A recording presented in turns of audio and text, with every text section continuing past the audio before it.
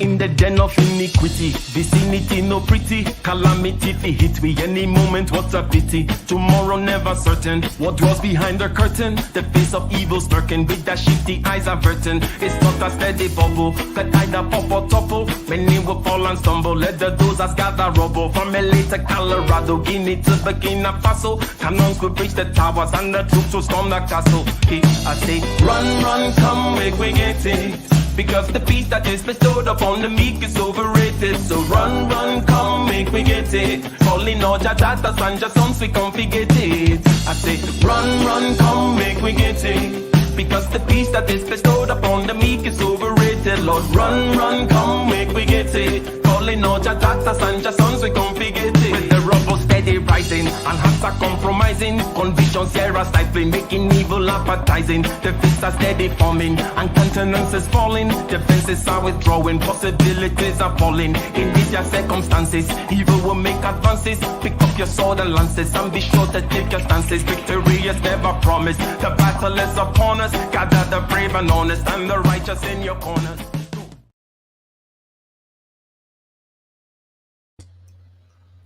Hello, hello, hello. Welcome, welcome, welcome, ladies and gentlemen, to another episode of Getting Ish Done every Wednesday.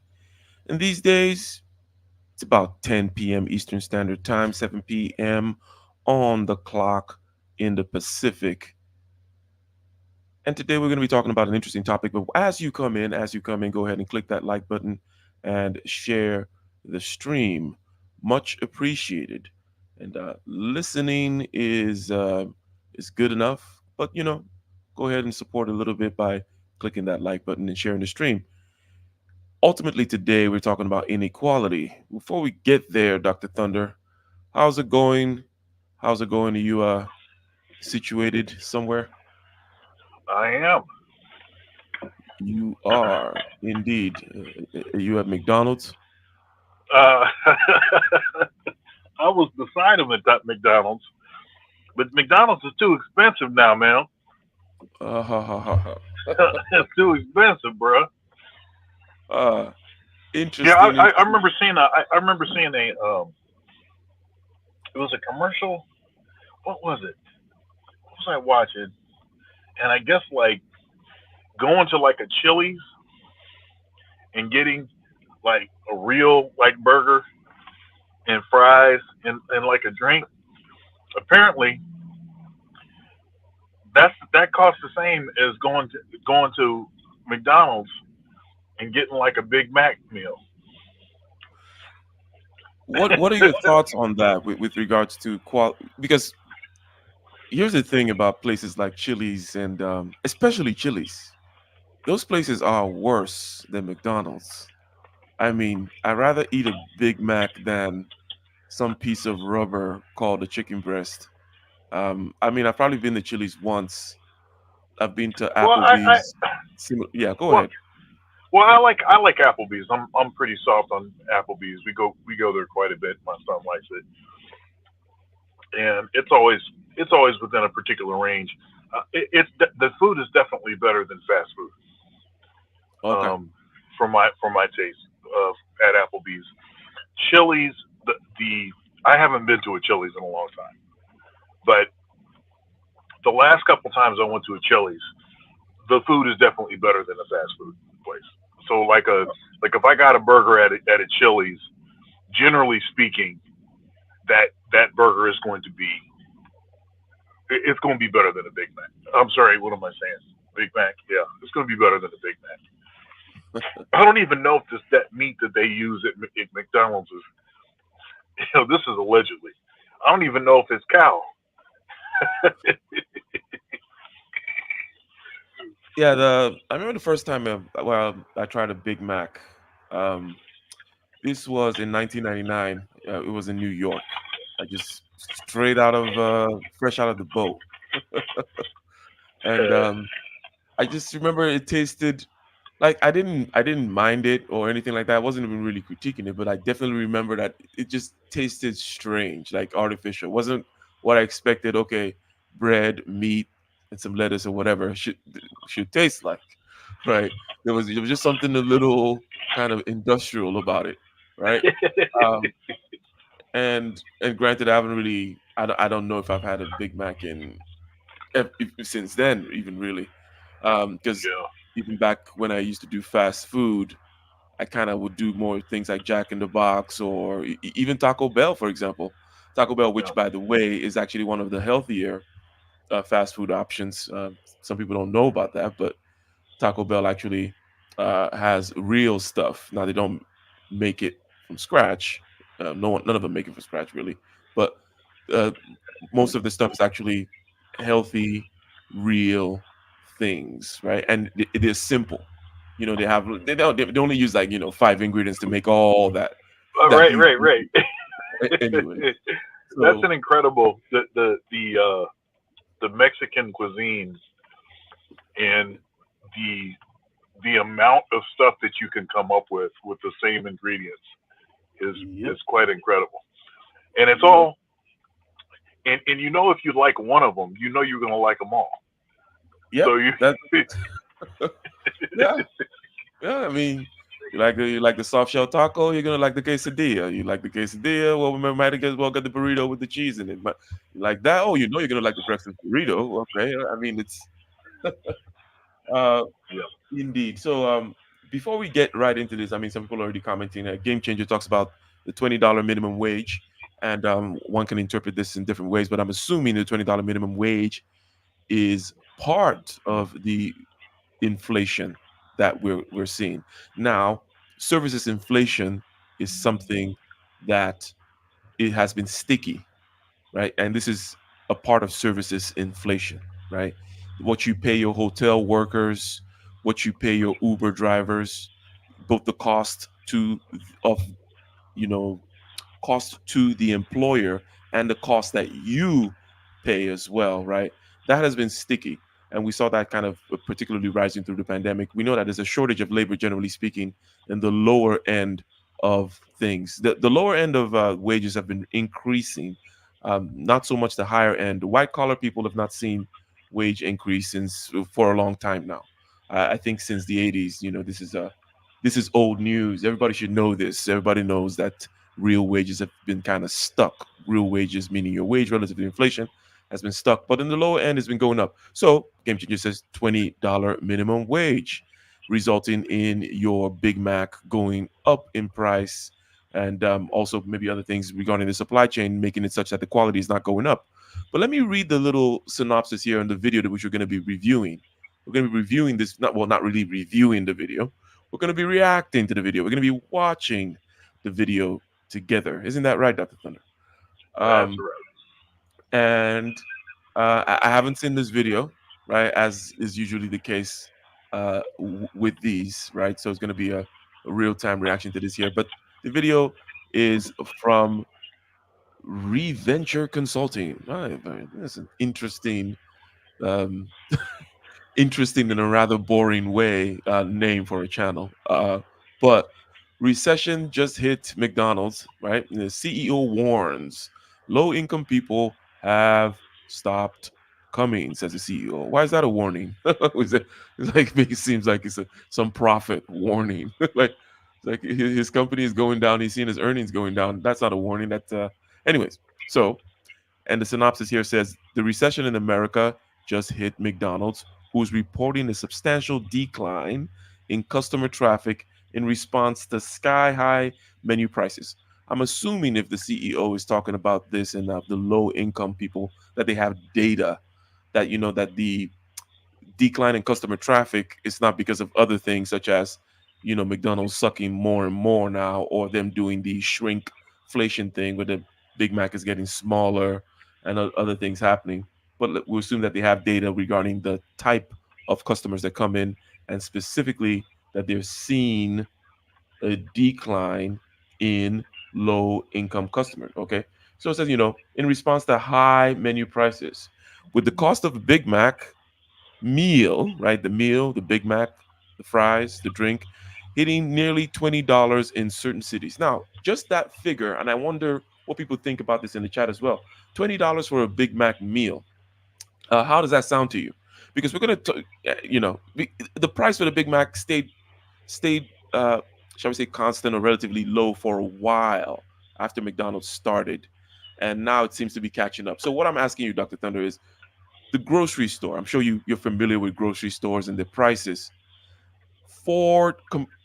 It sounds about right. Well, it does sound a little steep, but then when you go to the grocery store, you realize that it's not. It's that's not cheap either, right? What does $20? How does $20 strike you for a meal? Um, Yeah, what are your thoughts? I just even in the me thinking about like what it usually would cost for me, my wife, and my son to go, to get some food. Maybe if I go fast food or if I go like we'll go to Chipotle, you know, and I already have, in my memory bank, I know exactly what my wife wants, you know. So I go in and I get all the stuff and just seeing how much money it's costing, even just a couple years later after doing that, is it's just it it's creeping up pretty quickly, and it obviously is outpacing any raises that people are getting, which of course is part of the problem. This video, I watched part of the video that we're going to review. He's going to show. I think it was in the '90s where the Big Mac meal. He's there's an, he clipped an ad. It's an old ad. It's a dated ad. It was $3.99 for the meal. And I think that's back when they actually used hamburger. So yeah, $3.99. Now we're looking at $20. Okay. yeah. So continuing reading here before we get into the video, ladies and gentlemen, and Bob talks about people eating cereal for dinner. There's nothing wrong with that. And by the way, um, you know, the idea of 3 meals, okay, and also the idea of what you eat, you know, that this is breakfast food, this is lunch food, and I hope people understand that that's just somebody you just kind of you're following some instruction manual which doesn't really make any sense, by the way, but that's just a side thing. So if you want to eat cereal for dinner, there's nothing wrong with that. So don't feel bad Yeah, yeah. if you have to eat. Go ahead. Yeah. CGA was covering that this morning. That might be where Bob saw that at. But they were talking about how a bowl of cereal, milk, and fruit in the cereal is less than $1. Yeah, yeah. I mean, yeah, I mean, you can imagine what corn costs, right? This bulk stuff that is kind of created in bulk, gotten from the farm in bulk into your factory in bulk, right? Those things are relatively cheap per unit, right? The unit cost is rather low. The highest cost actually is I don't quote me on this, but it's that the marketing, right? The box and the marketing, okay, which is the box is also part of the marketing. So whatever ads they're putting out there, and also whatever design they have on the box and other that kind of stuff. But even after that, and the transportation and everything, still pretty healthy profit margin that they're making. But hey, you like it and you will buy it, and it's still cheaper than your McDonald's. So it's still working, right? Uh, the increased prices is leading to a lower income is leading to lower income customers. Let me reread that. These increased prices is leading to lower income customers to stop. Okay, I guess he didn't write it well. Okay, to stop coming to the restaurant, according to McDonald's CEO. Right. Um, Interesting. I would like to see what more the CEO is saying about his situation, because it kind of sounds like a very helpless type of reporting here, and a rather pessimistic one of like, oh well, prices are increasing, low income people, blah blah blah. It's like, okay, well, is there anything you guys are doing about this, or you guys gonna pivot or whatever? Okay, a signal that there is stress. Okay, that there is stress building across the U.S. economy. Now, there have been several signals as to this particular stress that we've been seeing and we've been covering here, both on this show, definitely on this show, and um, definitely in other shows in this channel all through the recession, especially when I used to do a lot of this economic videos tracking that increasing inflation, but stressing the U.S. economy as more and more consumers are unable to afford basic necessities. And McDonald's, as we know, for the American public, is a necessity, isn't it? Um, with food prices now at the highest level in 20 years relative to income. There you go again. That inflation relative to income. Inflation relative to income. And by the way, somebody has heard, hasn't somebody heard this, that the people, let's just pick one, Elon Musk, for example, got super wealthy as inflation went up and other people got hit harder. So the inequality, the gap between the top and the bottom tends to increase in certain types of situations like this. Okay. And we might, as we comment on this video here, kind of get into some of the dynamics at play. You know, the inflation hit. And as a result of inflation, interest rates get increased. As a result of that interest rate getting increased, housing becomes unaffordable because you're looking at mortgage rates of like 7%. So basically, definitely the bottom 50%, but that one may argue even the bottom 20% are finding it difficult. And at the same time, that inflation is inflating the assets of certain other types of people, right? If you have assets, that inflation is a good thing for you. So this all leads to a rise in inequality. But now that we've had some thoughts here, how about we go ahead and start this video, see what this guy is on. Again, as you come in, go ahead and click that like button, click the share button. We have a super chat, Bantu, ban lazy Utes. Yes, yes, yes. Yes, indeed. Yes, indeed. Greetings. One man went to Mo with the £2. And yes, by the way, I think my internet, I think I got a new router, right? And I didn't know how important routers were to the. Anyways, but I'm in the same room that I'm usually in that typically doesn't have good signal with the Wi-Fi. But I don't know. The signal seems to be signaling today, and after doing this new router thing.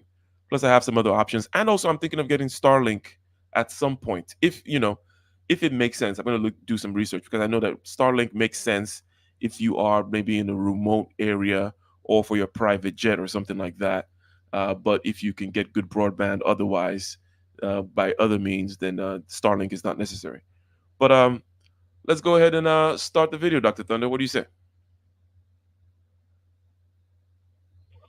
Let's go. Are we now witnessing the end of McDonald's as we know it in America? That's right, everyone. McDonald's is having big issues, most notably related to how much they have increased the prices of their food. I just went into this McDonald's here where a Big Mac meal cost $11.79 before taxes and is now at a price where people simply can't afford to come to McDonald's. So, I don't know. Do you go to Starbucks?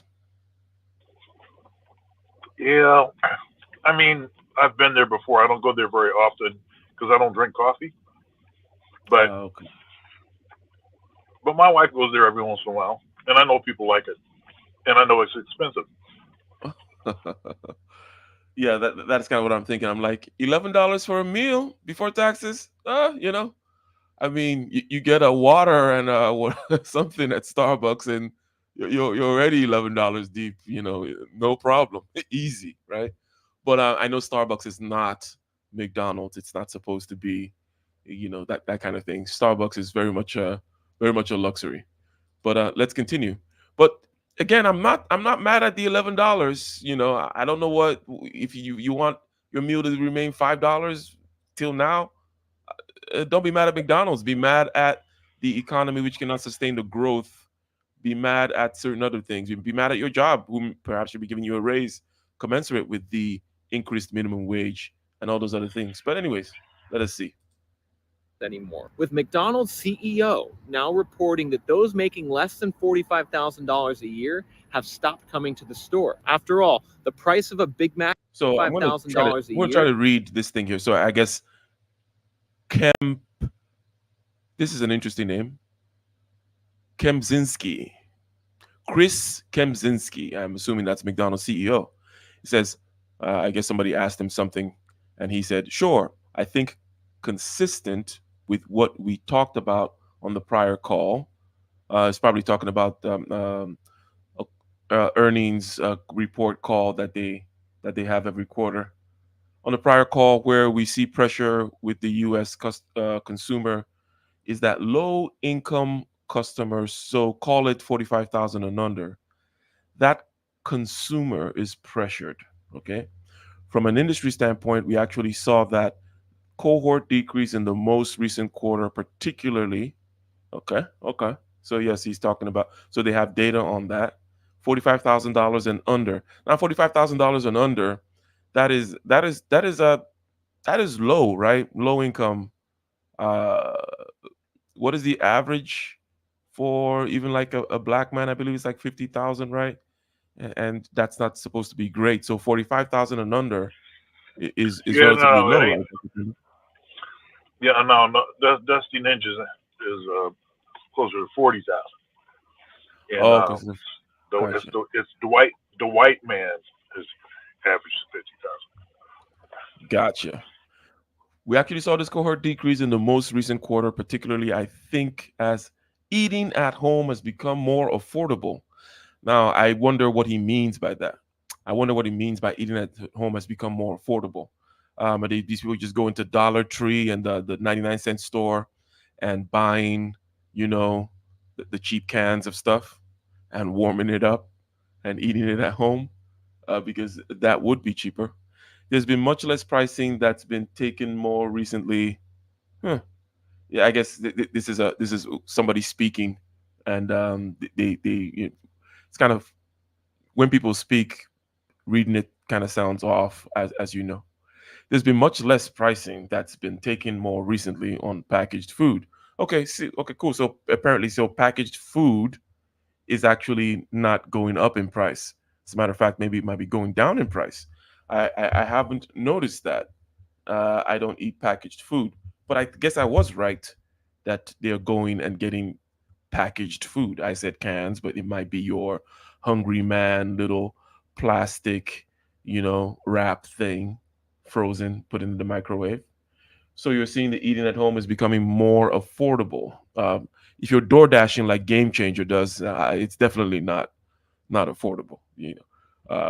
That DoorDash and Uber Eats stuff. Do you do that, Dr. Thunder? Yeah, I do. I do it in a pinch, and sometimes I'll do uh, because some pizza places they don't actually have their own delivery, but they partnered with DoorDash, and we used to do. My son likes pizza, so we would do a pizza day, you know, and I'll do sometimes it's DoorDash that's actually delivering it, and I got a little happy with the Uber Eats in my office situation because I'm on the fifth floor, and then it's a pretty long walk, especially before they finish this construction by my office. It was a really long walk to get to a place, to eat something, and so I was getting a little happy with the Uber Eats, you know, last school year, but I've kind of scaled it back. I try not to go go hog wild on that, and they had some incentives, man. They had like they would do uh they would do they would waive the okay, so they would always have maybe four or five restaurants within your area that they were waiving the delivery fee on, Mm-hmm. so that you could get it. You still have to pay the tip. There still is a delivery fee, but there's like an initial fee, and then there's like some other fee or something. So they were waiving one of them, and so that made it a little bit cheaper. But you know, the beauty of that is you can get anything. You can get anything from places, even if they don't do delivery. And then now these grocery stores and stuff are getting into that. Oh yeah. Oh yeah. So so now So it's like pretty much you pretty much don't have to leave your house anymore. Yeah, I've definitely not been leaving the house. So a couple of things. First of all, there is I've been doing grocery delivery, but it's not from the grocery store for a while now. Before these delivery services came up, there's this thing called Farm Fresh, and I'm sure there's different ones in different jurisdictions or areas where every week you kind of select your box, right? So I'm like, okay, I'm getting these I'm getting this cuts of beef and this lamb and this chicken and here's okay, and this kind of cohort of vegetables or whatever, right? And they kind of deliver it. It's got like ice, the ice packs and whatnot. It's kind of wrapped nicely so it stays pretty cool. Even if you're not able to pick it up from your door all day, it'll still be good by the time, let's say, maybe when you get home or something. But it gets delivered the same period within a 2 hour window every week. So I've been doing that for a while. And then with this grocery store thing now, especially there's certain things that you like at a particular grocery store. Maybe it's certain almonds, I don't know, macadamia nuts, whatever, whatever it might be, right? And and packs of water, and you want to continue sitting in the studio there, or at your desk or whatever, keeping on working, and you push the button. But yes, Dr. Thunder, it can become quite a habit. It's and quite expensive. It's like, what the hell? You doing cocaine now? What's going on with this? So I'm kind of glad that I'm able to push away from it from time to time. But the grocery store one, anyways, let me. It is pretty addictive. Now, the bottom here of what the McDonald's CEO says, Mr. Kempzinski says, is if you think about middle income, high income, we're not seeing any real change in behavior with those. Okay, we continue to gain share with those people now, and this is why I think that this particular video, highlighting what's going on with McDonald's, is a way of highlighting the difference in the quote unquote classes. In other words, the increasing gap that we see here, because a lot of things are still looking good in the economy, but that's just a question of averages, and that average is being pushed up by the behavior of people whom are kind of relatively flush with cash. They have a mortgage from a few years back, so the mortgage is not that high. They're holding on to that mortgage. They're holding on to 2%, 3%. Some people they make a relatively decent uh, salary, even though it's not been increasing with uh, with inflation. And they can typically still go out to eat and do things like that, and go to Starbucks and all these other kinds of things.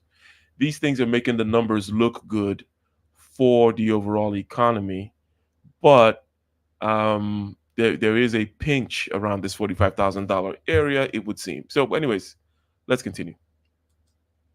Have stopped coming to the store. After all, the price of a Big Mac across America, it's gone up by 280% over the last 2 decades, with the most expensive Big Macs occurring here in states like New York, as well as in Connecticut, where there's an $18 Big Mac meal in Southwest Connecticut. Because I think a lot of us grew up going to McDonald's with much more affordable prices.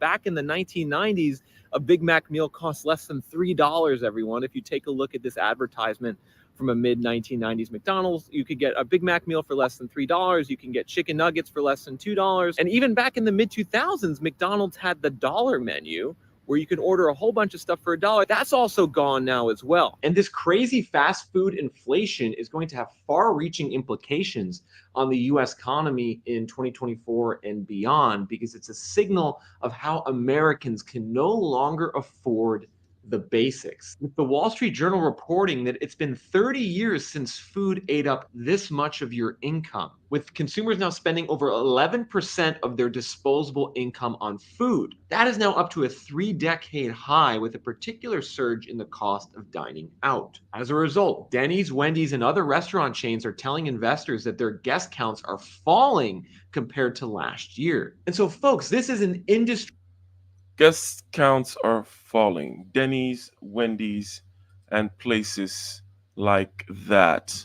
But still, we have people like Dr. Thunder ordering from Uber Eats, and when I say guest counts, I'm wondering what the shakeout is on. I mean, so let me ask you this, Dr. Thunder, if we just use you as a kind of a little study here, an anecdote. Are you, with the advent of these particular food delivery apps, patronizing maybe certain restaurants, or patronizing some restaurants that you were going more now than you were when you had to drive to it? Because I think for me, that is actually the case. Now and then, after a month, I'm like, I look back at the Uber at the DoorDash bill, and I'm like, I got to back off. But for sure, I wasn't doing certain kinds of things, like patronizing certain restaurants, until it just became super easy to get this super bomb Indian food right at my door whenever I wanted it. What are your thoughts on that? Yeah, I can see that. My tendency is still to kind of go for the same stuff that I would get, and it was really only about um, the amount of time it was going to take me to walk all the way over to with the construction of my office, all the way over to where the restaurants were, and then of course have to walk all the way back. And I don't mind walking, and actually I actually enjoy walking. Um, going for I'm not what you call a go for a walk kind of person, but if I have to go somewhere, um, I don't mind walking there. I kind of like hoofing it. I was in Seattle in Portland a couple weeks ago doing a big project, and I didn't have a car or anything. And the venue I was rehearsing at was like right across the street. So all I had to be able to do was walk basically there. And yeah, I ordered a couple things in my Airbnb, but I got out and I walked around and just kind of checked out to see, you know, what's this Hmm. about. And I found like a diner that I went to a couple times, and so I kind of like that.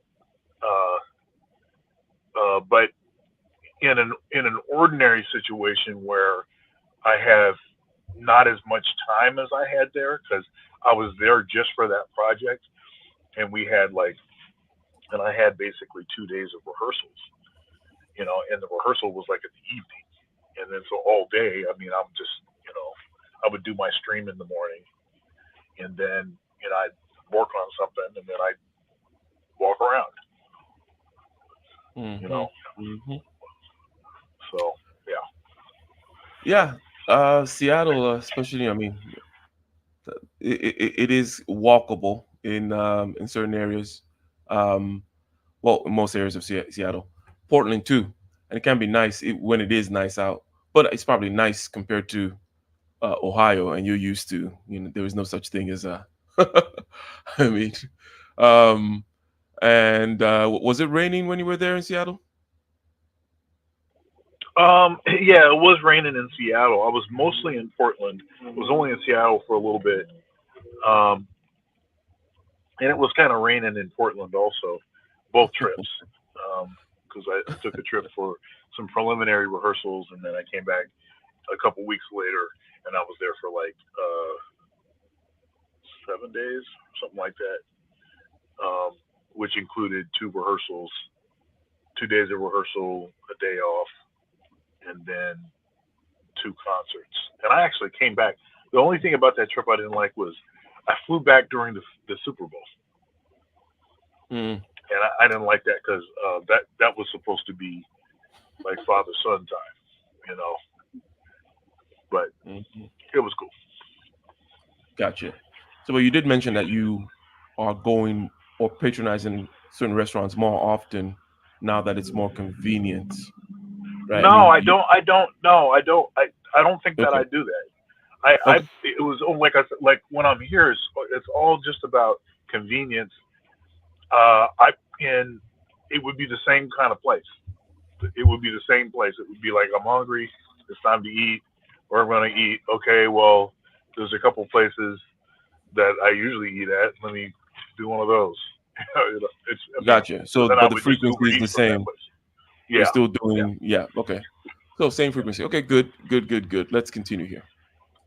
Industry-wide problem. The cost of food has gone up everywhere due to an increase in commodity prices as well as an increase in the cost of labor. For instance, the cost of the cattle and the cows used to make the burgers at McDonald's has nearly doubled since the start of the pandemic, while at the same time, a variety of different states are aggressively increasing minimum wage regulations, particularly California, who's now established a $20 an hour minimum for fast food workers. But folks, here's what's crazy, is that in the midst of all of this upheaval in the fast That is interesting. You mentioned Chili's, right? And you mentioned McDonald's being more expensive than Chili's. And Chili's is not fast food, and McDonald's is fast food. So it seems like now this is California that you mentioned specifically. And I don't know what's going on in other states. But the increase in the minimum wage, in this case, $20 minimum now, is for fast food. And I remember hearing something, some podcast or something like that, where people were kind of like complaining, like, it doesn't make any sense. I'm over here working at this restaurant. I'm a waitress or whatever. Now, granted, those people tend to live on tips anyways. It's not the salary was, or, the wage was not the thing. But they were complaining like, oh, like why are fast food people getting the the tip stuff. And I don't know. I don't know if they have tip jars now at McDonald's, or if they've added tips to their little screen thing. I don't think so. I don't think that there's a Yeah, little man, they tip better there. not do that. They better not do that. You know what they do though. Let me tell you what they do. And this is some slick, this some greasy stuff, man. Um, okay, so Taco Bell does it. Yeah, McDonald's does it also. And it's that thing where they ask you to round up, like for some child, some children's issue, or you know or whatever. Hey, would you like to round up for what's in that in charity and stuff like this? It's like you rich bastards. Why don't you take some of the extra profits and donate it to them? Why are you asking me to give you round my joint up? It says like, look, bro, that some child's or uh, children's issue or children's health issue or something like this. How about I just take my change and pay it towards my own kids' health? It's like what kind of uh, and I don't know. A couple times I feel kind of bad because they'll be asking me to round up, and it'll be like, the bill is like $12.97, and I'll be like, nope. Yeah, I mean, it's not like the cashier or whatever is, it's not a high pressure sales situation. They don't care, right? So you don't have to feel judged that you're not willing to give 3 cents, Dr. Thunder, for the kids. Muscular dystrophy, Dr. Thunder. Muscular Yeah, dystrophy. I just nah, man. I'm sorry.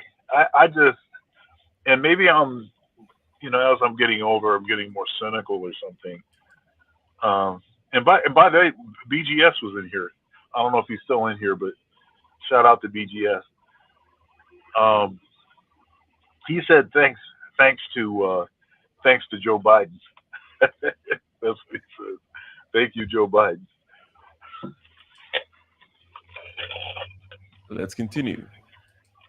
fast food industry with skyrocketing menu prices and reduced guest counts, and frustrated franchise owners, we're actually seeing the stock price of companies like McDonald's continue to surge. With McDonald's stock now trading at $298 a share, a price which is three times higher than what it was 8 years ago. And you can see.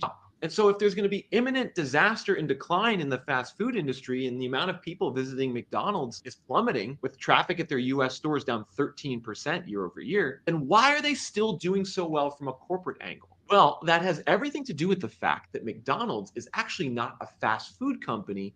McDonald's is a real estate company, everyone. And this is what actually shocked me in doing the Franchise. research for this video, and something I think you guys really need to just understand for your own curiosity's sake, and so you can also understand how this economy works and how the big corporations in America continue to get ahead while the small business owners and the consumers continue to suffer. And McDonald's is a perfect example of this. Assets inflate. They hold assets. Franchise.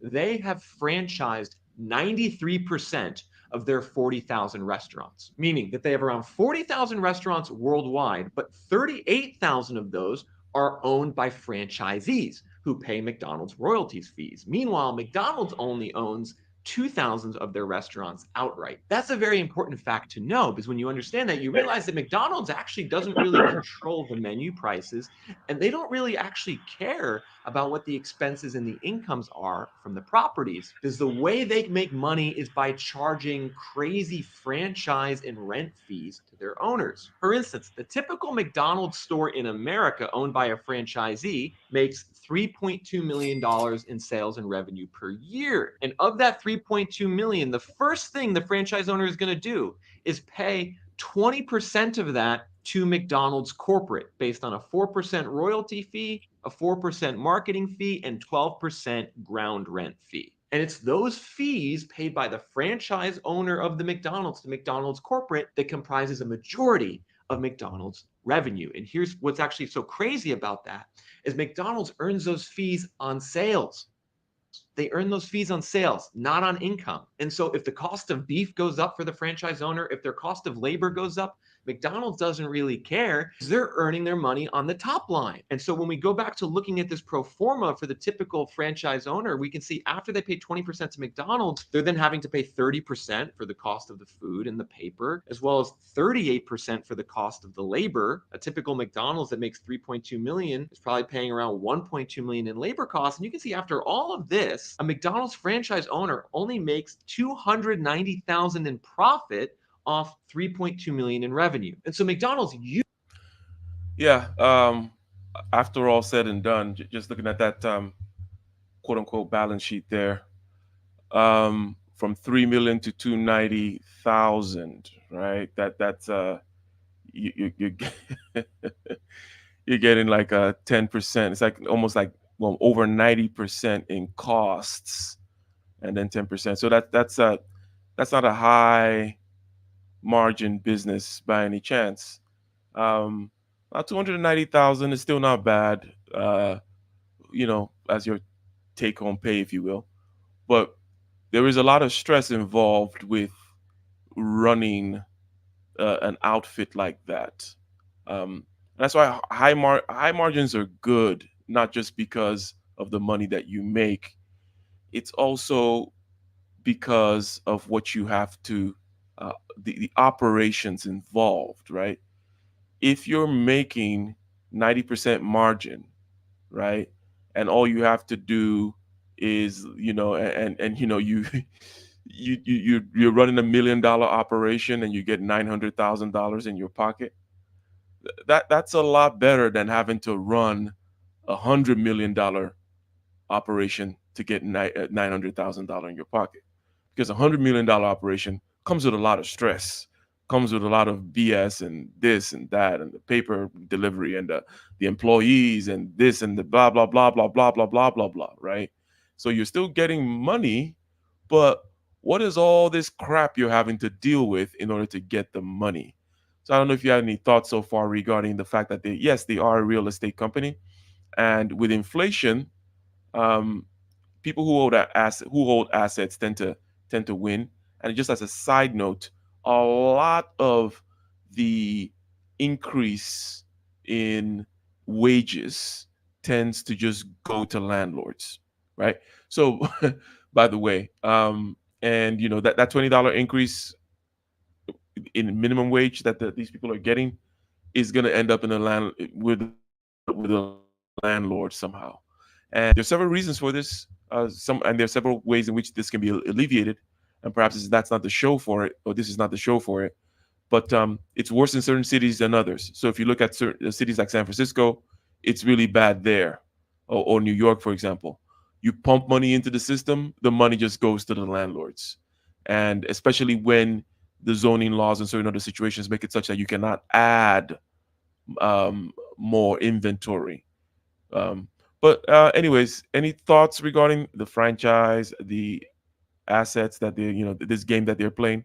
And I don't know if this guy is people tend to have like a cynical view when they see how people are making money. It's like, well, this is smart of McDonald's to do this then, to just rent stuff. Like, great for him. Anyways, go ahead. Greedy bastards. Yeah, yeah. I'm not surprised. See, because uh, when we're in, actually, when the economy goes funky, when it goes good, when it goes bad, when cost is up, when cost is down, when inflation is up, when interest rates are up, when they're down, the there are certain folks that always are on the plus side. They're always on the plus side. They know how to make those things work for them. And the broke ninja is always going to be more broke. It doesn't matter what the circumstance is. Somehow they figure out how to squeeze a few more pennies out of the broke ninja. So um, don't be the broke ninja. I guess that's the moral of the story. Yep, that is the underlying aspect of this, of how do you escape this increase in inequality that we see here? Because inequality is definitely going up. Real wages are not going up. People with assets are making a lot more money. We know that during the pandemic, the richest people got richer-est, um, Right. like big time, while the opposite effect happens with other people. So the quicker you can go from just getting fiat in your paycheck and then spending fiat into somehow getting into the asset or the real money game, whether it's a house, gold, Bitcoin. Who knows? Who knows what it is? And by the way, Bitcoin is at $60,000. Ding, ding, ding. That was the previous all-time high. It's back there again, Dr. Thunder. I wonder what the skeptics are saying this time. Skeptics have been shifting the goalposts. I'm not saying that, you know, past performance is no indication of future performance, but I'm just kind of interested in how the skeptics have been shifting the goalposts, um, from $1 to now $60,000, all the way up, right? Every time there's a retracement, every time it comes down, it's like, oh, it's going to zero, right? And now they say they do the sour grapes thing, Dr. Thunder. They now say, oh, there's no real fundamentals to it. It's like the reason why why they trade, right? The reason why the reason why they're buying Nvidia and this and that is because of fundamentals, right? Oh, because Bitcoin is evil. That's why I didn't buy it, right? It's like, get the hell out of here. You could have made all this money and now you're talking about fundamentals. What do you care about the fundamentals of a company, right? You're in the market, you're investing, you're buying things, you're selling things, and now because you've lost out on an opportunity, you're saying fundamentals. I don't care if it crashes tomorrow. You could have made a lot of money. Anyways, uh, let's us continue with this here. Uses these franchise owners.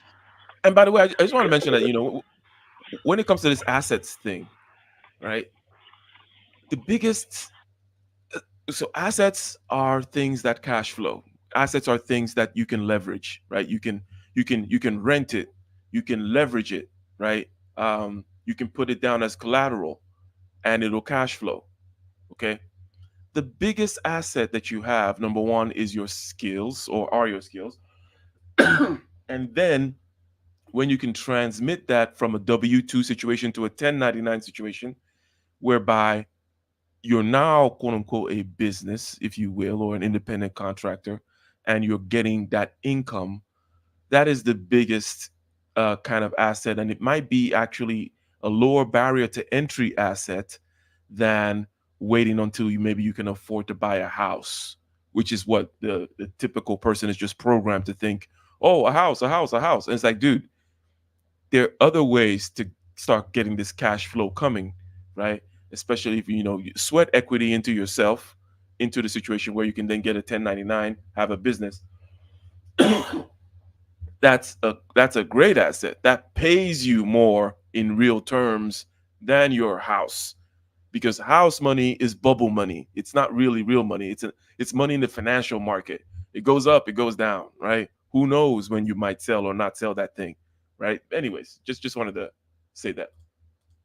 To enrich themselves, while these franchise owners end up getting a fairly low return for all their hard work and effort. And the way that McDonald's justifies this is because they actually own the land under many McDonald's. Approximately 45% of McDonald's franchise locations, McDonald's owns the land under the McDonald's, which is often located in a central business district or a highly desirable part of town with a lot of traffic. So McDonald's will actually buy the land at a fixed price with fixed debt financing, and then they'll enter into a 20-year franchise agreement with someone who wants to run the McDonald's, who will then pay them rent based off their sales, which is actually an ingenious business model because the sales will go up with inflation while McDonald's costs for owning the property stay the same. And in total, McDonald's actually owns over 40 billion in real estate Yeah, across the yes, sir. world. This is their secret business empire that no one knows about. Their original CFO, Harry I think that's how rent works. You get a fixed cost. You buy the house. Let's say you're renting the house. You buy it at a certain cost. You have a particular financial or financing deal. And if you get a good deal and you're paying 3% on that mortgage, and then the rent can go up from there. That's the business model for renting shit. Yeah. Sonneborn famously said in the 1960s that McDonald's is not technically in the food business. We are in the real estate business. The only reason we sell 15-cent hamburgers back in the day is because they are the greatest producer of revenue from which our tenants can pay us our rent. This, of course, is a business model that's worked out great over the last 50 years for both McDonald's and its franchisees because the costs at these fast food restaurants were fairly low. The demand was good. There was a lot of growth, but now we're entering an environment where people are now priced out of eating at McDonald's. With the lower income segment in America, those making 50,000 or less, the ones who are dropping out the most. With McDonald's CEO Chris Kempczynski recently saying that we're seeing pressure with the US consumer in that lower income segment, call it 45,000 and under. From an industry standpoint, actually we're seeing a decrease in the most recent quarter of visits. He thinks that they're eating at home as that has become more affordable. Hey, So you gotta ask let me yourself, like, say who something here. So I did a video last week, uh, and it was a review of what's the name of this? Poor Minds. There's a I'll say Poor Minds podcast. POUR Minds, right? So clever, right? And it's one of these podcasts. Some some black women talking about dating and talking about all kinds of different things. So they were on there talking about how this woman said that if you're a 50K ninja that you shouldn't be dating, and because you don't have anything to offer, right? She's like this, um, and apparently she might be right because the little dusty ninjas can't even take them to McDonald's anymore. he can't even he can't Um, even take his girl to McDonald's. he is right. Look, this idea that and I don't think that generally. So there's an online thing that happens. But I'm not gonna generalize it by thinking that all men are kind of entitled like this. But most men did not reproduce. Okay, Dr. Thunder, Right, right. right? This idea that yeah, I too get to. It's like no, you don't get to. Okay, we can talk about the circumstances and how they're not right. I talk about there's this thing called the embedded growth obligation, which is part of what we're into right now, right? We printed a lot of money or borrowed a lot of money or promised a lot of growth, which we have not been able to sustain. And it is not a complicated thing. Basically, we only grew in zeros and ones, Dr. Tono. I mean, like in the internet, in your tablet, in your screen. That's where the growth happens. Okay. uh, the technological growth hasn't happened elsewhere. The transportation, infrastructure, energy, all this stuff is still 1970s stuff, right? So we can tackle these the ground situation to kind of solve the problem at the macro level and the fundamental level. But yes, 100%. If you are stuck there at that 50,000, no, you're not really bringing anything. You shouldn't be thinking of a family. Okay, that's the last thing, or some woman, because that's just going to be an extra headache on you. By the way, and by the way, most men have not reproduced through history, and Yeah, only yeah, about 40%. Only about 40%. And the other thing about it now, I would argue it depends. It depends on how much debt, how much you have saved, if you own property or not, um, where you are at in your career. There's a lot of things that, because let's face it, a woman that makes 50K, she's broke, right? Because they expect a certain thing. You know, they want a certain lifestyle, and they're going to have a car note. You know, they got to get their hair did. They got all these other expenses, student loan debt, all like this. But a brother that maybe didn't even go to college, maybe he did like a 2 year trade. You know, went to trade school. You know, he doesn't have any debt. Matter of fact, he's got a bunch of money saved. He travels. You know, stuff like that. 50K, depending on how modest your lifestyle is that is actually okay. It's fine. It's at least somewhere to get started. But it did remind me though, and and when I reviewed that video, I played that scene from Half Baked when when Chappelle goes on his broke date with Mary Jane,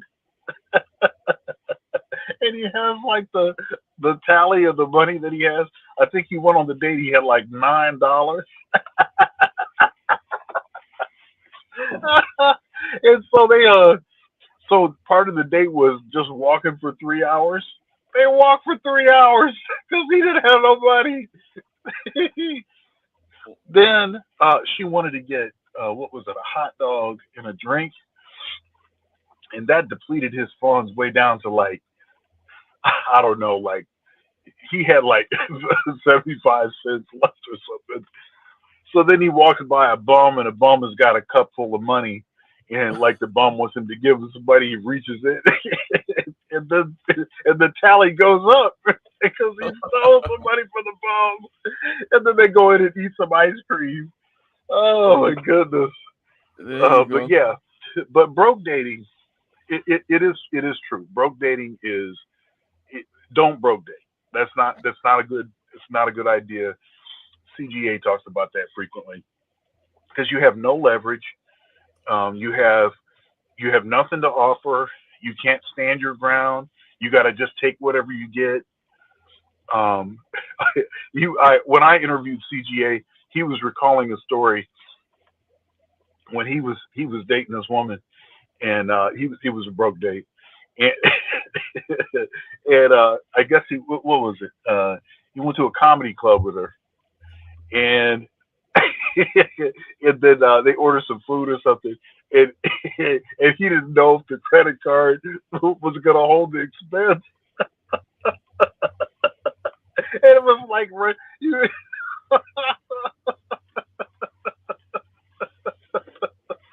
and then he looked at her for the tip, and she was annoyed because he wanted her to give a tip, but he didn't have no money. He couldn't give a tip. But yeah, yeah, broke dating is no good. It makes for funny stories, but it's not a good look. And by the way, I do agree with you that that there's a reality of economic circumstances, right? Of quote unquote your whole balance sheet, which is completely different from the top line. The top line is revenue, $50,000 a year, right? that's not the whole story, right? So, um, the debt thing that you mentioned and all these other things that you mentioned are key. Yes, right. And then the lifestyle choices that you're making, and then maybe yeah, taking your advice and not broke dating on while you're going from $50,000 to a different situation where then you're going to have more leverage. That's also important too. Unfortunately, the average person making $50,000 also is doing certain average type stuff, like in terms of having debt and trying to buy a Hellcat. Right, And and broke dating. Yeah, yeah. exactly, exactly. But anyway, let's continue. Food is actually the main demand segment for McDonald's and Wendy's and other fast food restaurants if it's not lower income households and consumers. I mean, the value proposition for fast food restaurants for so long was that you could go there and you could get a meal for $5 or $6 and feel full. Now you have to pay $12 to $15 at a fast food restaurant to feel full. That means McDonald's and their franchise owners are going to have to rely more and more on middle and higher income segments to support their business. But I'm personally skeptical, and I have to wonder, are those segments actually going to start going more to fast food restaurants? Probably not, especially when you can go to Chipotle or Shake Shack and get a higher quality meal at a comparable price. And again, folks, just to get a It's interesting he mentioned Chipotle. You know who owns Chipotle, right? It's actually McDonald's. Oh, okay. So let me. Actually, it's not. So here's how this worked. They used to own it. They used to own Chipotle. So the way this worked was, I mean, if what I read is correct, um, initially Chipotle was owned by whoever started that business, and they sold it to McDonald's, and then McDonald's used its marketing engine to proliferate the store, and then they bought the store back. Then they bought it. I'm sorry, the franchise, and then they bought it back from McDonald's. So it's no longer owned by McDonald's, to my Nice. understanding. Must have everything must have worked. That's a perfect deal right there. They pumped it up. They pumped it up such that they actually had enough money to buy themselves out of the underneath the feet of the Big Mac. Yeah. Good there. sense of I'm this really throughout more of a time. This graph is Qdoba guy, though. You're a what guy? I'm more of a Qdoba guy, Oh, as opposed to Chipotle. Okay, all though. right. showing the price of a Big Mac burger, not the meal, just the burger, over the last 40 or so years.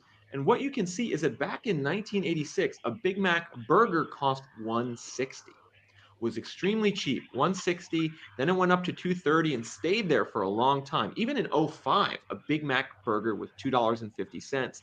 Now it's skyrocketed all the way up to 560, and of course the meal is way higher than that. And in total, that means the price of a Big Mac has gone up 249% over the last 40 years, which has significantly outstripped wage growth. And so I'm left wondering, could we just be seeing kind of the end of Yeah, that meal aspect too, which by the way, is just a massive markup on that uh 2 cent drink that they're giving you.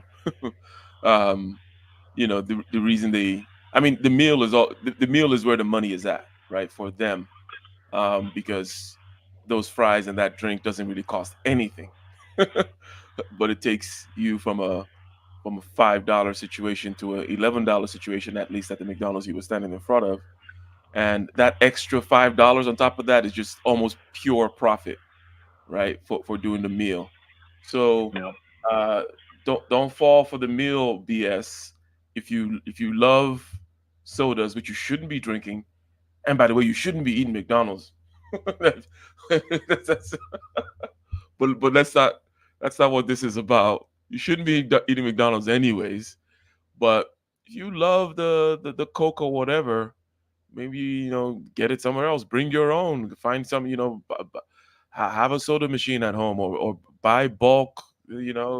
Or get the if you like Dr. Pepper, get Dr. Thunder, right?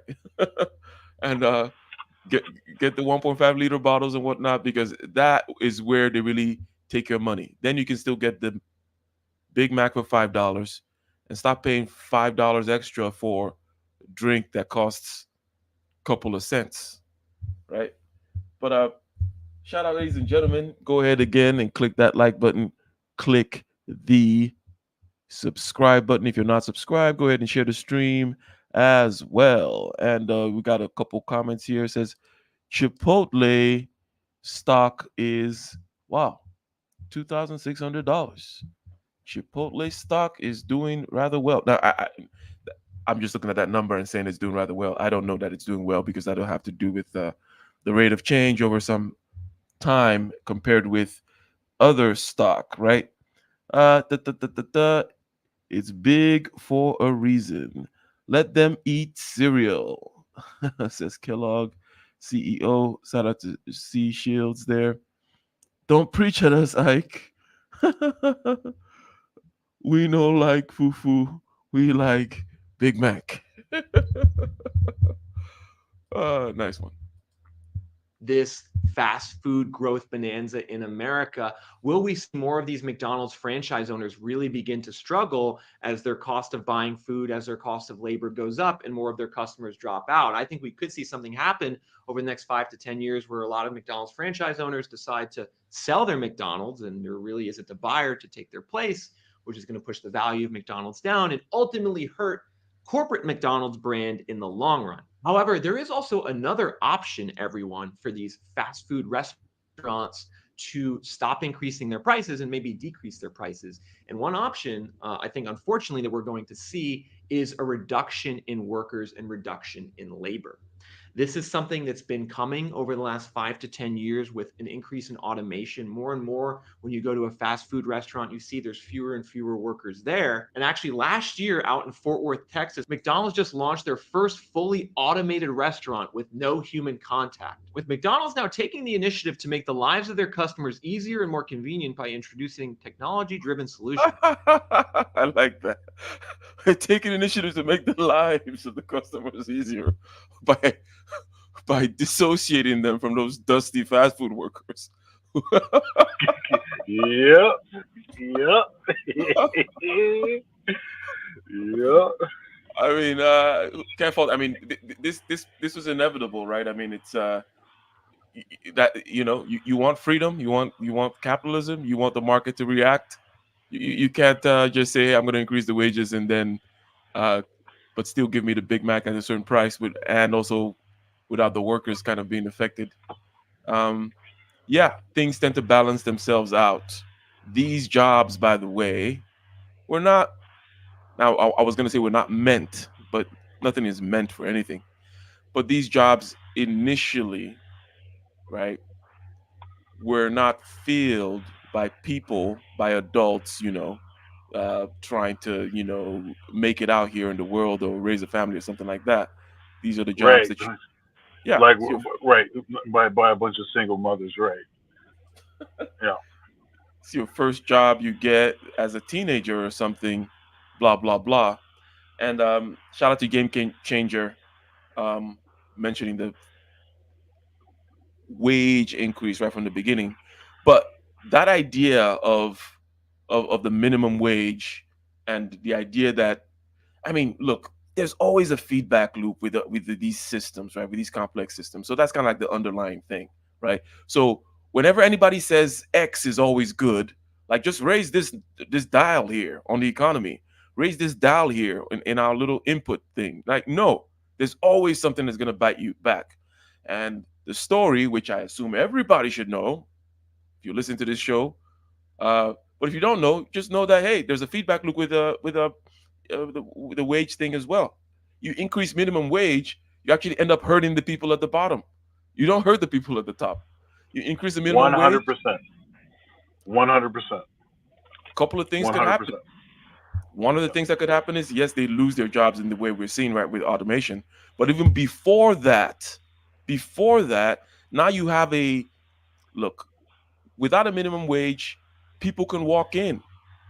A black man could walk in, not with, not so skilled per se, and I say, hey, I'm an employer. Let me go ahead and hire you for, I don't know, $5 an hour because that's what you're able to bring in. And I can afford to train you at $5 an hour and then you can grow. Okay. But if you're That's right. coming in with your $5 per hour skill, but the government says I have to pay you $20 an hour, I'm not hiring you. Okay. Yeah, yeah, that's right. That's right. And the real folks that lose in this are kids Hmm. because the unemployment rate for 16, 17 year olds like this, high school students that want a job on the weekend or want to work after school, or whatever. Those jobs are shrinking uh, and non-existent. I mean, you think the employer is going to pay some kid $20 an hour, or they're going to get an adult Hmm. that has experience working at some other, three or four other fast food places or something. Yeah, it's crummy. People don't think through that, and they go to pulling the heartstrings. We need a living wage, and it's inhumane. Like, well, that means it's really gonna be inhumane if you ain't got a job. Yeah. Just one last point on it. Now, yeah, people find it difficult to think about complex systems that have feedback loops that they don't necessarily think through, second order effects, and all these other types of things. And even if they are able to think about it, if they have this disposition of, I want an outcome, right? Um, I have a desired value that I'm looking for here, and it's called everybody is happy, you know. Um, they refuse to understand that things work in with we work with systems, not outcomes, right? And the systems then try to approximate as best they can the outcomes that that we desire. But you just simply saying I want an outcome, then it's like, okay, then the immediate question that you should ask somebody: what system? What's the system? Oh, I want equality and this and that. Well, what's the system? Okay, well then let's try the communism thing. You're gonna find out that it's problematic. Okay, or try this other system. Blah, blah, blah. It's always a system that has to then best approximate the outcomes, and it's not going to be exactly the outcome that you want. But so if you come in and say, "Hey, I have why aren't this and healthcare should be all right, and this other thing should be all right, and education should be all right," what's the system? And if you don't come with a system with some charts, graphs, numbers, and you show how things are going to balance themselves out, and you show second order, third order effects and things like that, and say this is the way we're going to then ease off or grow out of it, then you don't even belong in the conversation. That means 90% of people don't belong in the conversation because they're coming with desired outcomes with no thoughts whatsoever about how systems work. Anyways, I'll get off my soapbox for now. I mean, that's one way to think about it. With McDonald's now opening its first fully functional base technology restaurant, making it possible for North Texas residents to access their meals without having to interact with a person, only with a robot. And I'm not sure how you guys feel about that, about automation taking jobs in the fast food industry. That article seemed to kind of pitch it like it was a good thing. However, I do think that this is a secular trend we'll probably see more of in the future, because as more of these states across America dramatically increase the minimum wage, there will be an incentive for McDonald's and fast food franchise owners to simply have less employees. Because remember, folks, the typical McDonald's franchise owner in America, they might be earning 3.2 million in revenue, but they're only drawing 290,000 of that to the bottom line, with by far their biggest expense being labor costs. And it's these labor costs as well as the cost of food, which have gone up significantly in recent years, which has prompted them to raise their prices, which has led to a big drop in customer traffic. Now, the quickest way to fix this, if you're the franchise owner, is to lower expenses. And of course, we know that McDonald's is not going to cut the 20% that they're owed. So these franchise owners are going to be looking to cutting labor, making that 1.2 million in labor more like 1 million or 900,000. That would get them more profitability and reduce the need to increase prices as much in the future. And one state where we're just seeing this happen really fast right now is California. California just announced a new law that goes into effect very soon that establishes a separate minimum wage for fast food workers of $20 an hour, which is $4 more than the state minimum wage of $16 an hour. So the people in California who make the rules and laws, they thought for some reason we need to carve out a second minimum wage if you're a fast food worker. Not sure why they thought they needed to do that.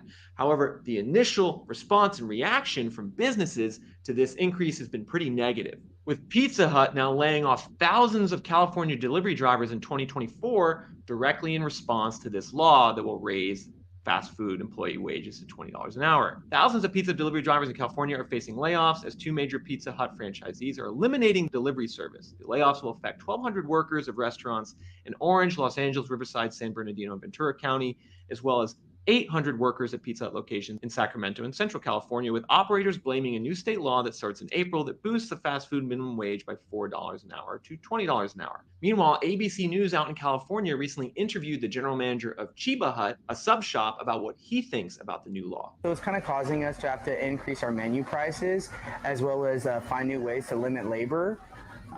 Just to stay profitable. It's definitely limiting our available labor hours. Yeah, so those comments about limiting labor, right? I mean, it's just obvious at a certain point, the more that the labor costs go up, the more the businesses are going to cut back. And so for me, I fear that the fast food industry is going to enter a destructive cycle. And ultimately, all of this points to the lack of sustainability in the current economy in America.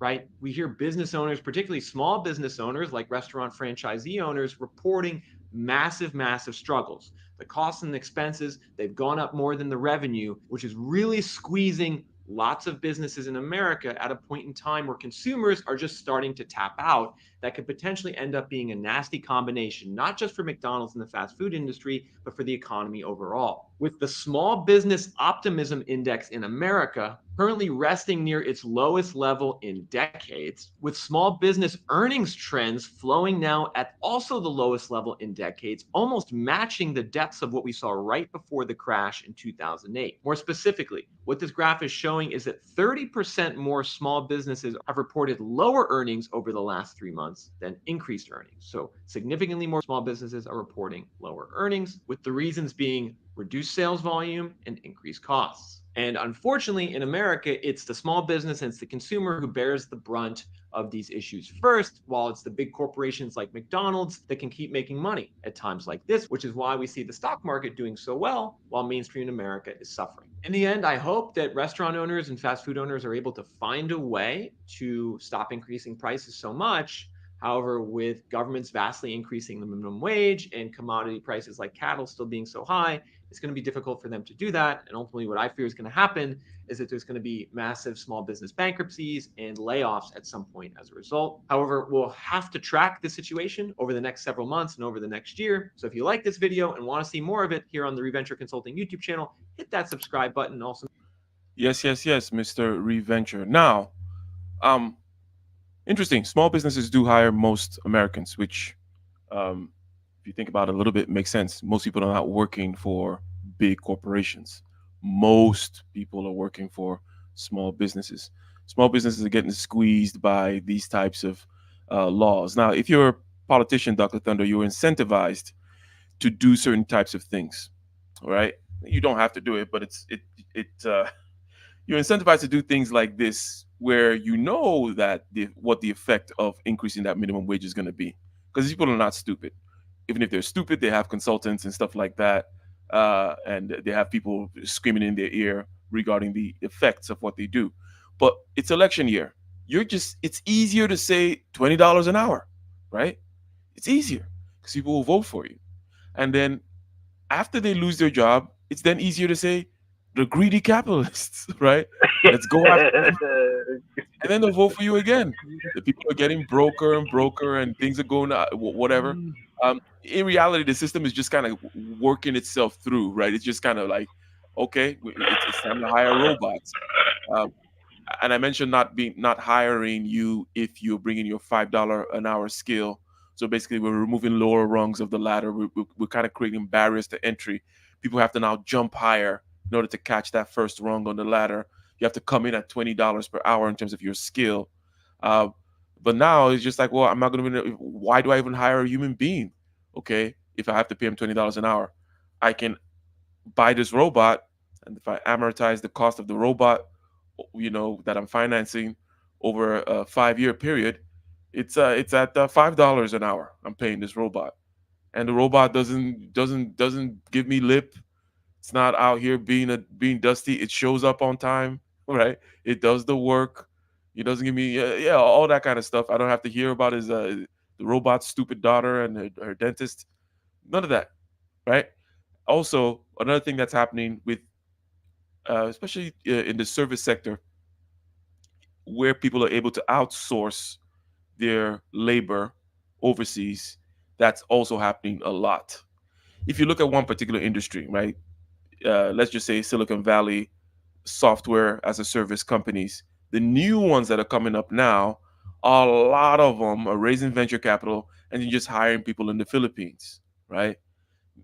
So the whole situation whereby you are employee number 6 at some new startup and you get stock and you become a billionaire 10 years down the line is actually now actually becoming less and less likely for all the reasons that we understand. The market has opened up.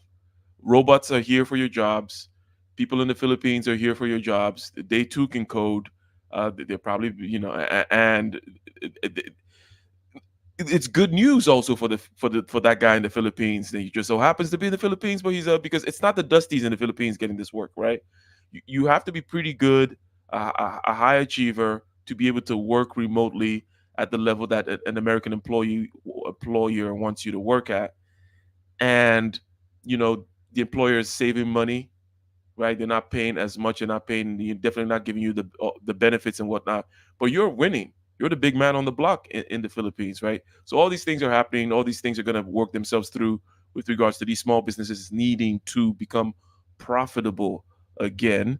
But the politicians are incentivized to do certain things, right? Um, what are your closing thoughts as we round out here, Dr. Thunder? Yeah.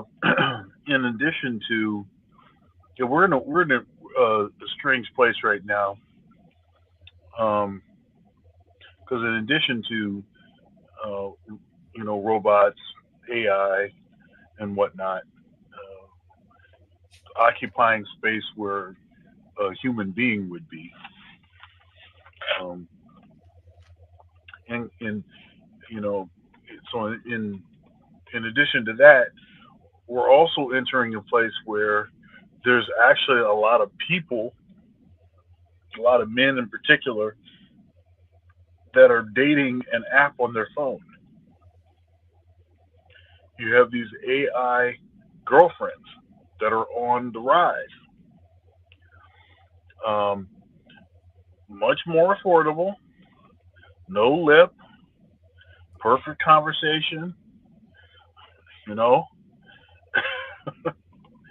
um, and and you have those that have figured out how to sort of combine this with uh, robotics.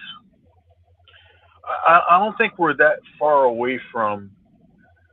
Um, I mean, you were talking about only 40% of people have procreated in the history of the world. Well, I mean, I think I gave the stat, but you said the majority have not procreated, majority men. Um, and I think that percentage is going to go down.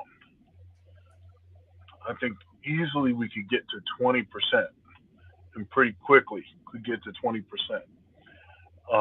especially as some of these technologies start to get even better. You know, proliferation of corn, the easy accessibility of it, and then uh, that with AI, the uh, the sex doll industry, and then robotics, artificial wombs. I mean, it's just all of this stuff that's happening. I think it's gonna this technology is gonna have a pretty in the next, I say, 20 years, is going to have a pretty devastating impact on whatever on the status quo. And you want to talk about no broke dating, there might not be any dating period. Mhm. Family formation, yes sir, yes sir, yes sir. The economic underpinnings of a lot of these things as is something that I like to look at as a basis for orienting oneself, right? It's not with complex things, it is uh where is our ground zero on earth, or like where is the origin point on earth, like where do you start, like you can pick any point on earth and say, okay, I'm going to pick this as the origin point, and then I'm going to start measuring from there, right? So that's the way it is with things that are kind of multifaceted and complex, you know. So however, there's some aspects such as the economy that you can wrap your head around easier, and you can see how other things flow out of them, right? And when it comes to solving the problem, okay, these places where you can wrap your head around are places to try to apply some solutions, because it is hard to see if the economy continues to be what it is, if we do not get the growth which we have promised ourselves, right? Then it is hard to see how all these other social things will get We're solved. not So, going to get the growth. It's not okay. possible to get the growth because the economy the economy is finite. Now we might not know the full extent of how big it could get, but it can only get to a certain size. Yes. So The growth that I'm saying we could get has to do with the technological growth, some of which is blocked simply by red tape, okay, right? okay, I can go with that. Now, there's also the aspect of like, oh, well, maybe, maybe the fusion is coming next week, right? That's also going to be a massive growth. But the fact that it takes 10 times or more and 10 times longer to repair the Bay Bridge than to build the Bay Bridge in the first place, that's a lot of red tape that we have put in front of ourselves. The fact that we don't go more nuclear with regards to energy is a lot of red tape that we put in front of ourselves. Same thing happens in terms of a lot of biotechnology as well. Lots of red tape that the FDA and other agencies put in front of ourselves. So these are areas where things can become more convenient, more efficient, jobs can come in, and blah, blah, blah, quote unquote growth. But all the growth we've been seeing has been in your laptop, Dr. Thunder, um, in your laptop, in your iPhone, and all that kind of stuff. I'm saying that if it went into the world of atoms, if the transportation systems, if we started actually, allowing ourselves to build those things like the tunnels or the hyperloop thing that Elon Musk did, those types of things, right, which we completely just retreated away from, right?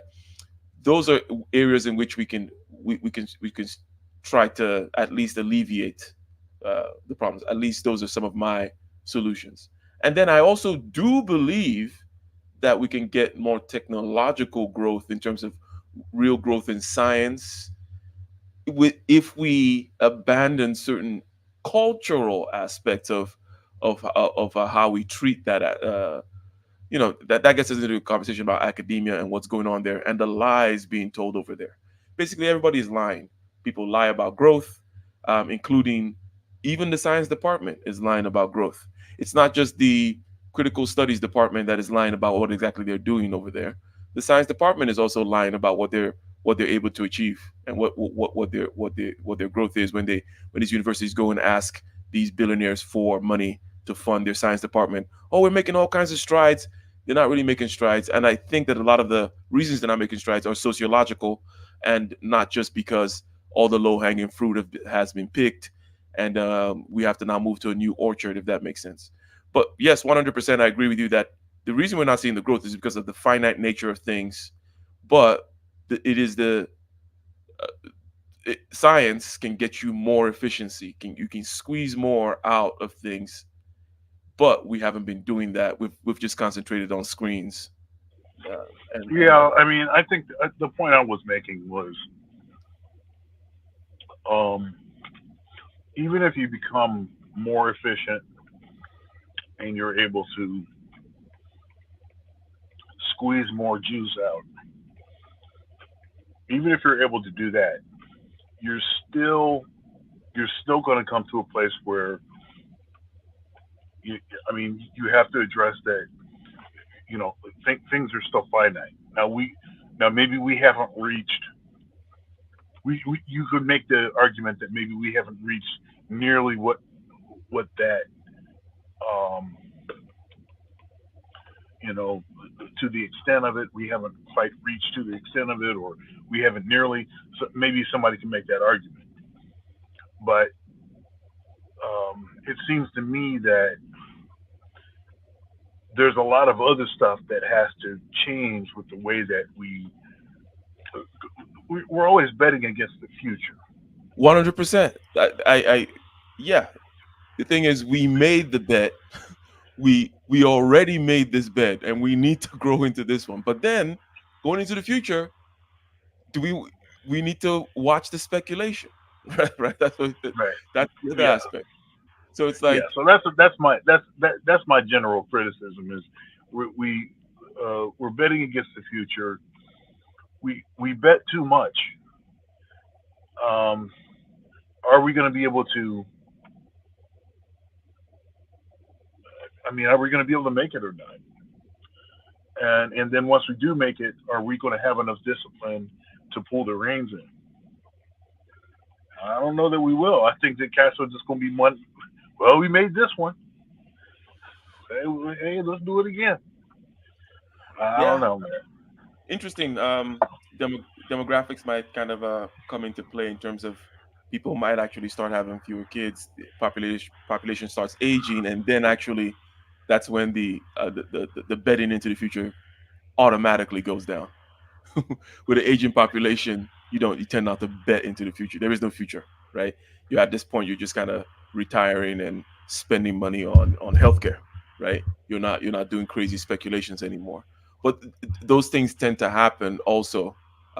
We're seeing that in China. Um, yeah, but again, complex systems. There are many different ways in which nature can kind of fix itself. But it's while you're living through it, it might sting, right, a little bit.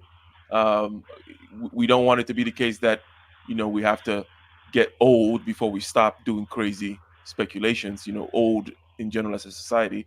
One hopes that wisdom happens, but I doubt that wisdom will happen. So generally No, speaking, yeah, yeah, maybe I'm a little early with my general, uh, I guess I'll call it pessimism this time about the future. But you know, send the asteroid. We're oh, done. Second coming of Christ. All that. That's usually stuff. I usually wait to say that stuff until Thursday nights on Two Dads React. Um, we try there to you go. we try to have some good hearty belly laughs uh, in the basket that is uh, going directly to hell. So you know. There you go. In the basket that's going directly to hell, and right above my head there, you see the fire. The fire, the money is burning, and the clown is waving at you. Ladies and gentlemen, thank you, thank you, thank you very much. Thank you to One Man Mentor Mo, the sponsor of the show with his £2. Thank you.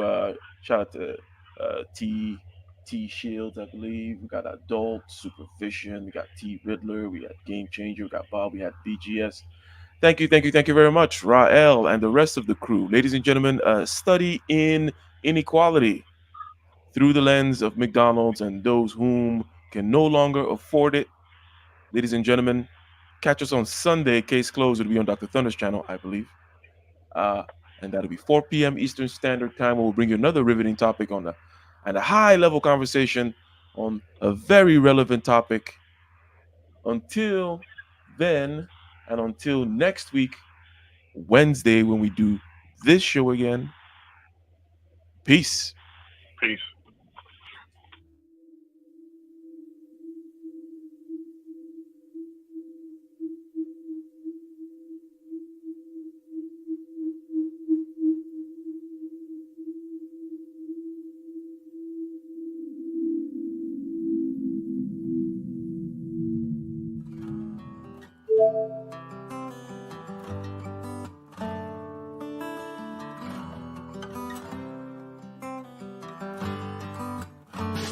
in the den of iniquity. Vicinity no pretty, calamity fi hit we any moment. What a pity, tomorrow never certain. What dwells behind the curtain? The face of evil lurking with that shifty eyes averting. It's not a steady bubble, that either pop or topple. Many will fall and stumble. Let the dozers gather rubble. From LA to Colorado, Guinea to Burkina Faso. Cannons could reach the towers and the troops will storm the castle.